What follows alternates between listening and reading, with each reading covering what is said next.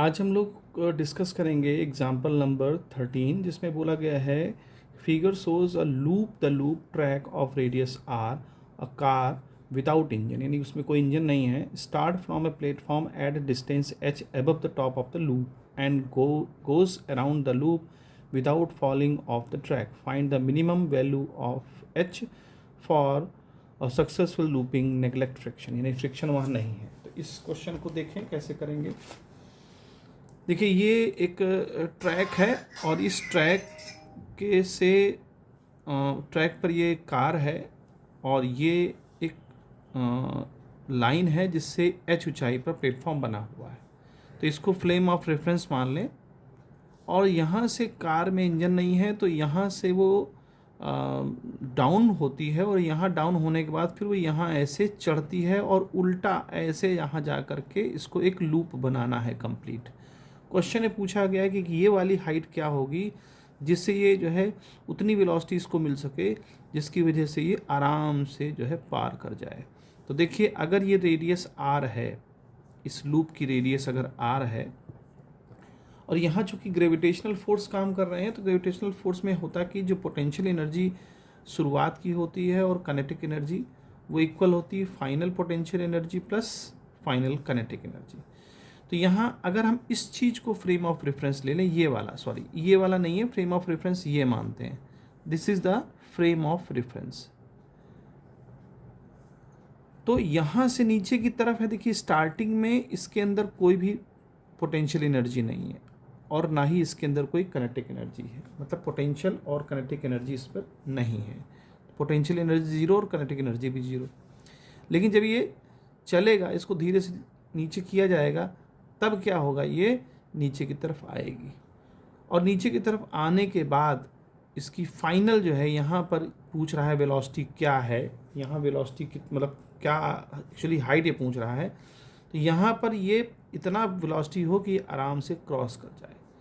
तो फाइनल जो है इसकी पोटेंशियल एनर्जी क्या होगी, देखिए यहाँ पर जब पहुँचेगी तो ये इतना डाउन होगी, एच नीचे होगी। फ्रेम ऑफ रेफरेंस हमने ये माना है, यानी अर्थ इसको आप समझ लें एक तरह से, फ्रेम ऑफ रेफरेंस ये माना है तो ये नीचे की तरफ है। तो फ्रेम ऑफ रेफरेंस जब नीचे की तरफ है तो वहाँ पर क्या हो जाएगा, माइनस mgh।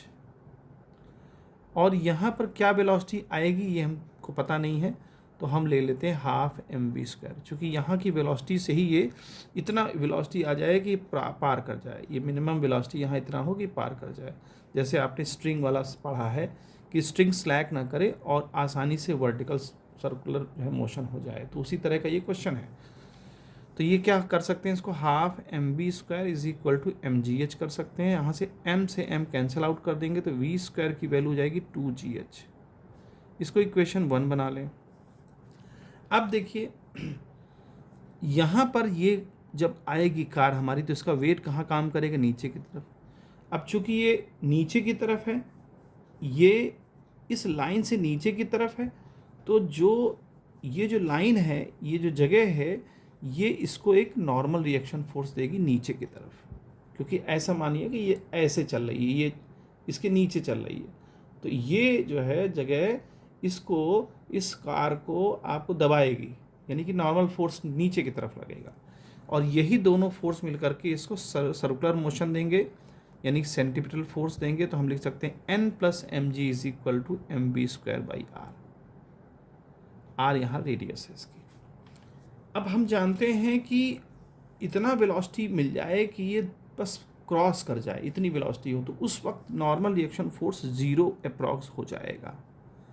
जो स्ट्रिंग वाले केस में हम लोगों ने पढ़ा है कि स्ट्रिंग स्लैक ना करे और वो आसानी से वर्टिकल सर्किल में कोई भी ऑब्जेक्ट मूव कर जाए, तो वहाँ पर ये हम केस लगा सकते हैं कि नॉर्मल रिएक्शन फोर्स जस्ट 0 के बराबर हो। तो mg की वैल्यू क्या हो जाएगी, mv²/r। अब यहाँ v² हम लोग फाइंड आउट कर चुके हैं 2gh, तो यहाँ वैल्यू पुट कर दें 2gh/r। तो अब हम यहाँ से mg से mg कैंसल आउट कर सकते हैं, तो r उधर चला जाएगा और 2h बनेगा। हमें हाइट निकालना है, ये वाली हाइट पता करनी है कि इसको हम क्या हाइट दें कि आसानी से जो है एक अपनी अच्छी सी वेलोसिटी लेकर के क्रॉस कर जाए। उसके लिए हमने वेलोसिटी यहाँ v मान लिया है।